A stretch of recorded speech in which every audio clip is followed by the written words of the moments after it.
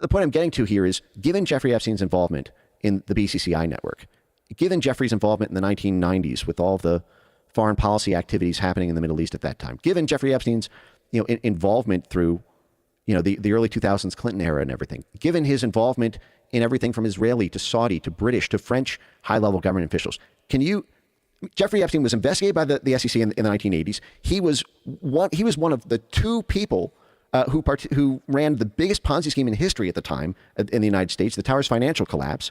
Epstein's business partner goes to jail for like 30 years or 20 years or whatever. But Epstein skates completely free. Epstein gets involved in this huge fraud in the U.S. Virgin Islands with this, like billion-dollar fraud case in the U.S. Virgin Islands, never prosecuted for any of it. Why is that? Well, one is, he may have, we know in the U.S. Virgin Islands case, he was sponsoring the campaigns, basically, of the politicians there. The prosecutors answer to the politicians. Could be that.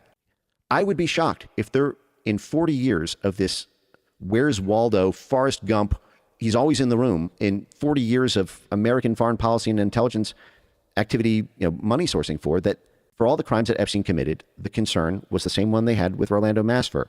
Don't bring the case, and if you do, bring it in a highly limited way. And that's exactly what happened in 2006, the first time he was indicted. Everybody was up in arms that it was a sweetheart plea deal. It gave protection to all co-conspirators, known and unknown.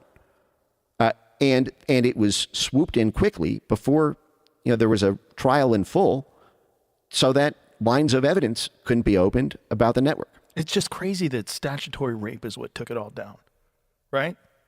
Because it's underage hand jobs, right? That's what took it all down. Yeah, it seems to be what took Jeffrey Epstein down. Kind of crazy. Even that has a really interesting geopolitical history. There was a similar scandal in the early 2000s with a private military contractor called DynCorp, which again runs through this Adnan Khashoggi kind of Middle Eastern network. DynCorp got in trouble for trafficking, facilitating the traffic. It was a major U.S. military and CIA contractor for logistics and institutional support and military assistance on the ground for the U.S. military all over the world. They got in trouble basically trafficking underage kids to Middle Eastern sheikhs. And I believe in the early 2000s, and I believe the reason that was alleged by Congress that they did that was to juice the deals with them. That basically, these people who were critical, if you're operating on the ground in Kuwait or pick your Middle Eastern, country, in order to serve your purpose for the U.S. government, to be this outside, plausibly deniable, but extensively infrastructured professional support outfit on the ground, you need the support of the local government. You need the support of the local high-level officials. They need to be happy.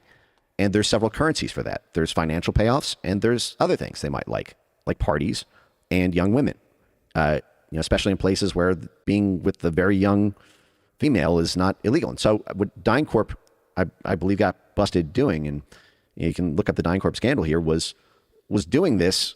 And I believe their argument was, well, you wanted us to do this thing on the ground.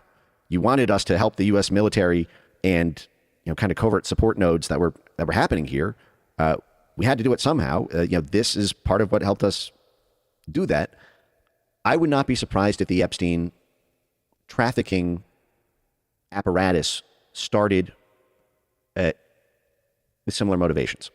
It's not necessarily for blackmail, but because it makes clients or customers or VIP people happy. It makes them owe you something. It makes them want to get involved in a deal you do, even if the deal is not one they would ordinarily do, because they just want to stay close to you because you're their supplier of the thing, of their vice, of the thing that they want but can't get.